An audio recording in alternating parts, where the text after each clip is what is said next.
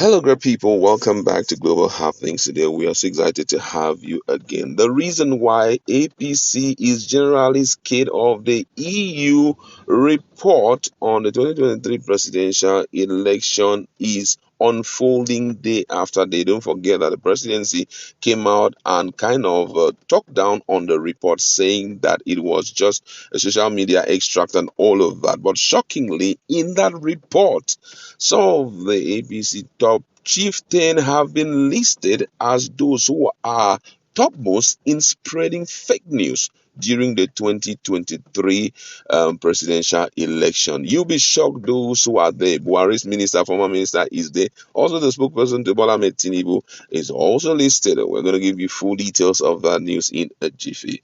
But before we do that, if you're not subscribed to our channel, please do well. Hit on the red subscribe button and also the bell icon so that you can get notification anytime we publish our videos. Now, according to the news, the European Union (EU) has named Festus Keyamo, the former Labour minister, and Femi Fani-Kayode, that's FFK, former aviation minister, who also doubled as the spokesperson to Bola Ahmed Tinubu presidential committee of the 2023 election, as key purveyors of fake news during Nigeria's 2023 elections. It has been reported that the recently released European Union Election Observation Mission Nigeria 2023 final report listed Keyamo and Femi Fani-Kayode among well-known figures who misled the public and with false information before and during the general elections. According to the report, there was a surge in misleading information in the days leading up to the election, with false reports being spread by prominent personalities associated with political parties. The report specifically cited instances where Keyamo and Fani Kayode, who serve as spokespersons for presidential candidate Bola Ahmed Tinubu campaign team, propagated fake news during their campaigns. On February 12th, Keyamo shared information from a suspicious website falsely accusing Peter Obi of bribery. The story quickly went viral but was debunked within hours as stated in the EU report. On 12 February, Festus Keyamo from APC promoted information published by a suspicious website accusing Peter Obi of bribery. The story quickly became viral and was in a few hours debunked, according to the report. Furthermore, Keyamo was found to have circulated photos of a Chicago festival to misrepresent the turnout of supporters at Tinubu's campaign rally in Sokoto, as reported by the People's Gazette.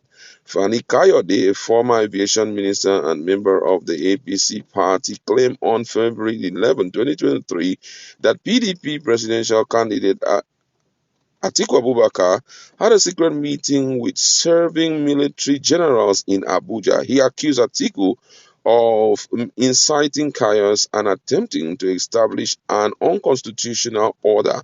Fani Kayode shared these claims across multiple social media platforms, garnering 281.2k total impression. The following day, he posted that the army had denied a report of a meeting with Atiku. Responding to the EU's report, Keyamo brushed off its significance and determining the legitimacy of the government, stating that such power and responsibility lies with the judiciary. The EU observers debunk claims that the 2023 general elections were free, fair, and credible.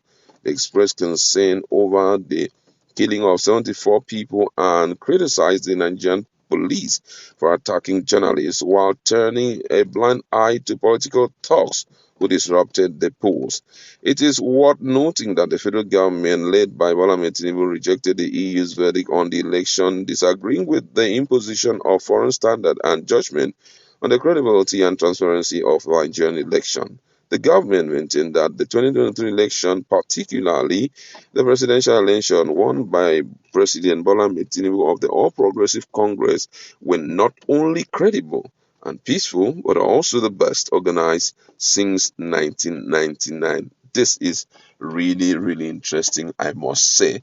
Now, it's good. This is not coming from one local media, or it's not coming from one personality. If it's coming from one unknown personality, they will overlook it. But it's coming from an international organization who was charged and accredited with the responsibility of observing the Nigerian 2023 election, especially the presidential election. And they started their warfare back in January and ended in April, I think about April 11. So they took stock of all that had happened during that time, and I must say, it's not a good one for APC and for the leadership of Nigeria. A reputable position like that of a minister being found wanting in that area by voting or escalating fake news everywhere. Oh my God! For these guys to take note of it, it therefore means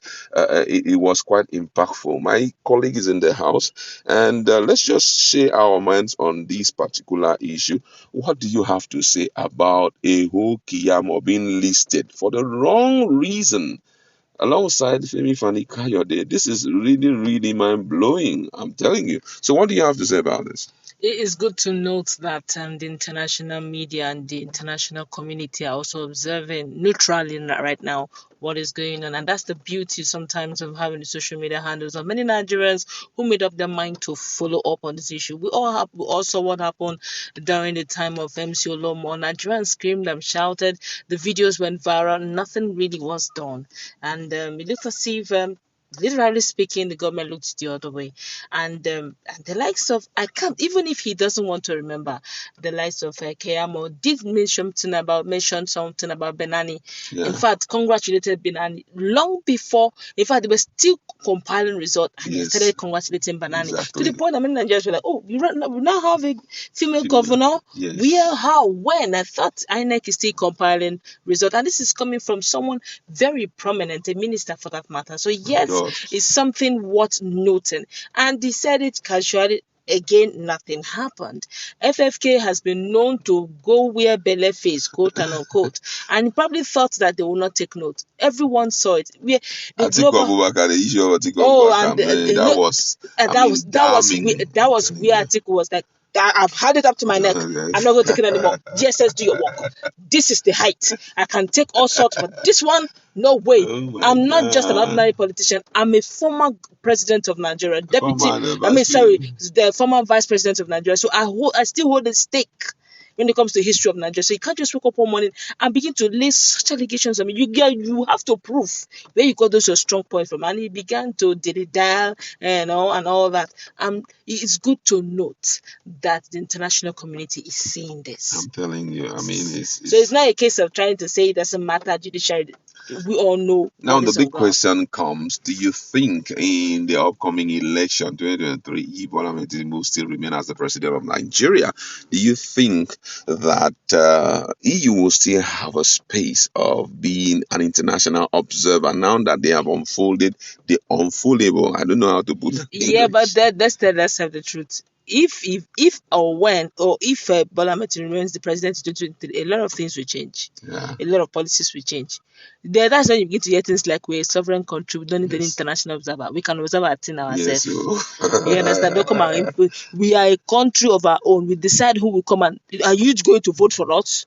That's when you begin to see the power of authority, the might of authority. And you begin to even see things like, we saw it in the campaign of APC. It's not all media houses that was allowed to come in. TVC was allowed, NTA was allowed. Arise could not near, because they were not given invitation. So these are things we're talking about. So they probably may streamline even the media that will take some certain observation in, and they probably will take those they know will favor them, when they're going to do that international quote and unquote observation. So it's gonna be a dicey one. Wow, this is quite interesting. That's where we would like to leave it. Go to our comment section. Let's interact. Now that it's everywhere that these two top APC chieftain were the top when it comes to fake news spreading. What's your position on this?